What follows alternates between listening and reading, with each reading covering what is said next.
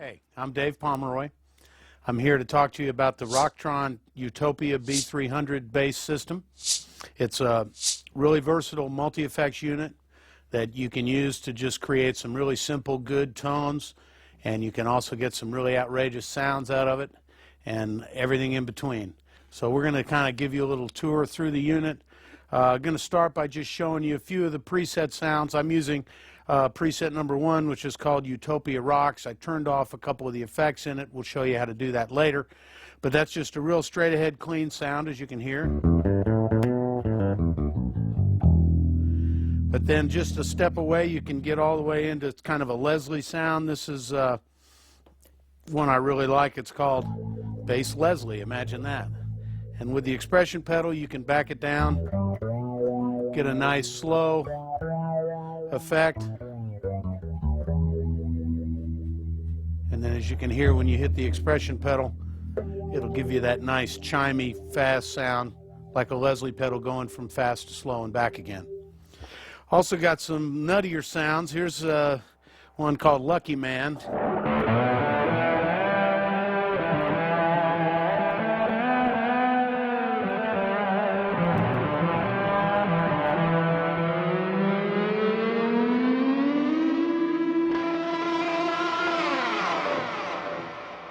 Needless to say, you won't be using that every single day, but when it's time to do your own thing and freak everybody out, that's a really good sound.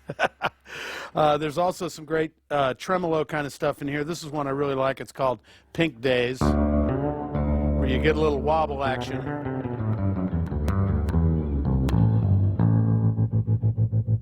And then you can really kick it into a tremolo thing at the end with using the expression pedal. So it's really kind of a neat thing to emphasize the end of a lick. Make everybody wonder, how'd you do that? So this thing has 128 sounds, basically 2 sets of 64, and you can take 64 of those sounds and customize them and store them with your own sounds, and you can always have that other 64 there as kind of a mirror image that you can refer back to. So we're going to dig a little deeper into this and get down and tweak some of these knobs and kind of show you how to get around. It's a pretty user-friendly machine, and we're going to climb inside of it right now. Now we're going to take a kind of a guided tour through the basic functions and connections of the unit.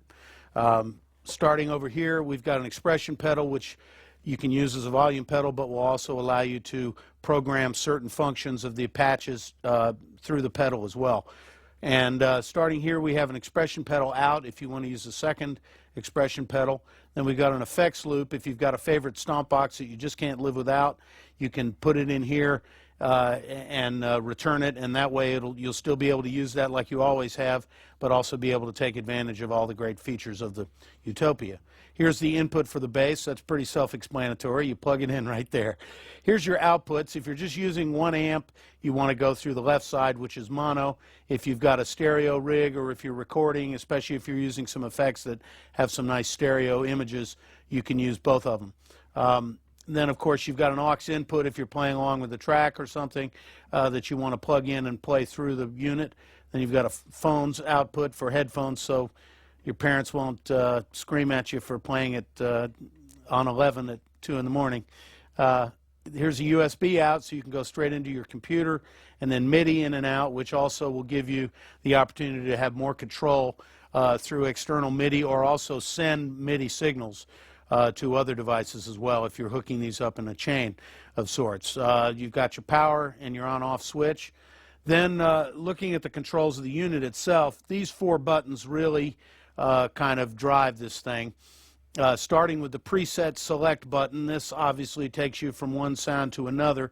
You can also do it with the foot switches, which I'll show you in a second. But you can scroll through those. Then over here you've got a function select, parameter select, and parameter adjust.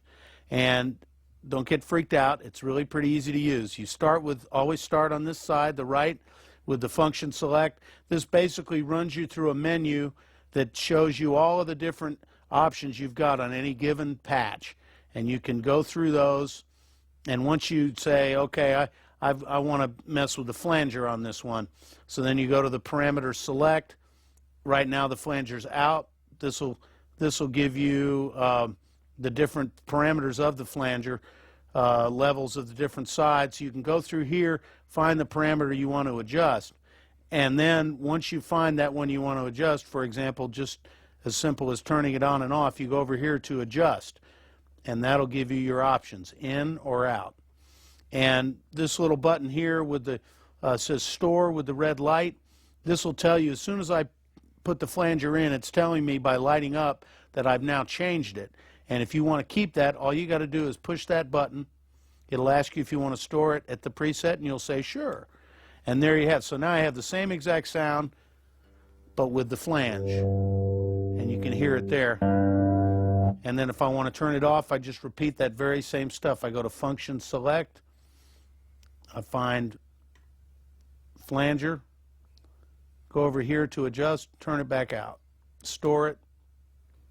So now it's right back like it was. So these buttons, you have to get used to the way they work. Function Select is always the first one you want to hit, and then depending on what comes up in the screen, most of the time you're going to want to scroll through using Parameter Select, and then when you're actually making the adjustments, it'll be with this knob. So think of them as 1, 2, and 3.